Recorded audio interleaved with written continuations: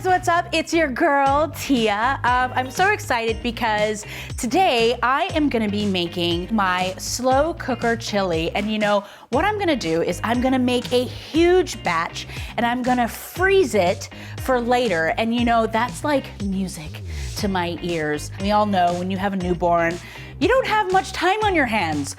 And that definitely means not making, you know, dinner. So what I'm gonna do is I'm gonna show you guys how I make my chili in a slow cooker.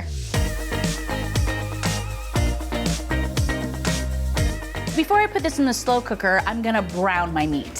First, I'm gonna add some vegetable oil to my skillet here. And this is beef that I'm using.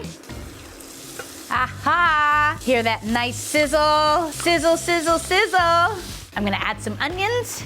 So you don't necessarily need to make this recipe if you're having a baby, if you're a busy working mom, or if you're just busy in general. This is great for meal prepping.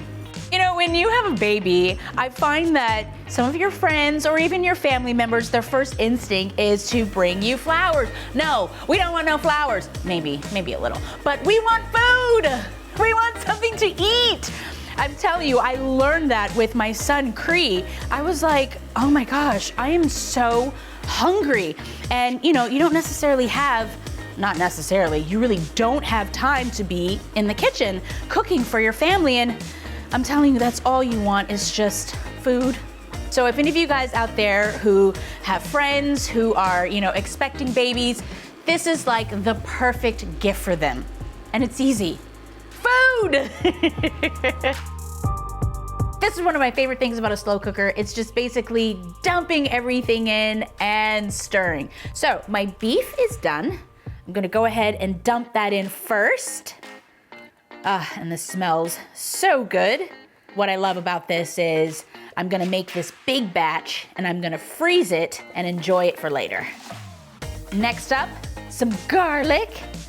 Oh, how I love some garlic. Get in there, buddy. A can of diced tomatoes. There we go. This is gonna be so good. White beans, nice source of protein in there.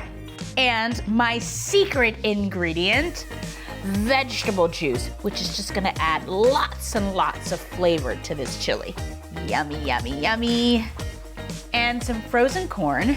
And you don't have to wait for this to thaw out, which is awesome. And now onto my spices. Ancho chili powder, which I don't know, for some reason reminds me of like ancho, you know, like I ain't your mama. This is so good. It's just gonna add some really nice spice. Cumin, which is a really nice earthy spice, and salt and pepper. There we go. Just kind of mix everything up. One thing that I love about chili is you can have chili by itself, you can throw it on some fries, you can throw it on some rice, you can even throw it on a hot dog, some nachos. The list goes on and on and on and on and on. Look at how easy that is. Again, this is Tia Mowry's quick fix. We love quick and easy because we have stuff to do. Gonna put the top on and I'm gonna cook this slow and low for 8 hours. How easy is that? I smell chili, chili, chili, chili. Oh, this smells so good. Okay, so what I'm gonna do is I'm gonna thicken up my chili. And how I'm gonna do that is I'm gonna add some almond meal. Some people use cornmeal, even peanut butter to give it kind of like a creamy texture. Almond meal is gonna make my chili really nice and thick because after 8 hours of cooking, this will water down and we don't want that. So I'm just gonna plate it.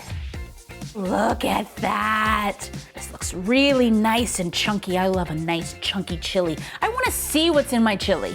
And in my opinion, you can't have chili without some sour cream. And then my favorite part of chili, cheddar cheese. Woohoo! This looks amazing. And my other favorite part, eating it. Let's do this.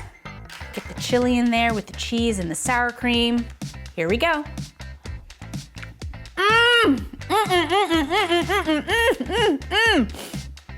God, I love food. This is such a great hearty meal that's just so easy. I mean, you're just dumping everything in there and you're just cooking it really nice and slow, and it is so great.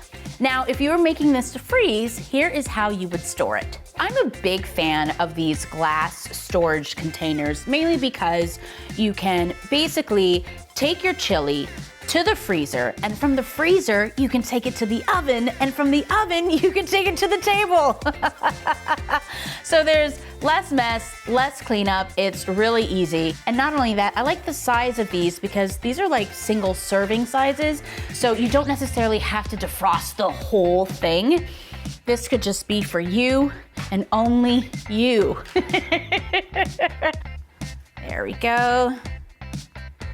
Yummy, yummy, yummy.